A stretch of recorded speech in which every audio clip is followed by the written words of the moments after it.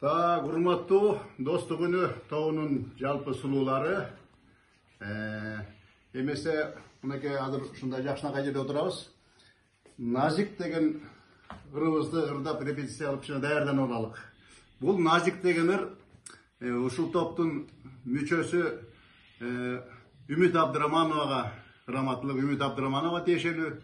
Ал эми обону болсо биздин топтун жетекчиси Роза Иманалиевага тиешелүү. Ошол ырыбызды ырдап коелук, Даярсыңарбы? Даярбыз.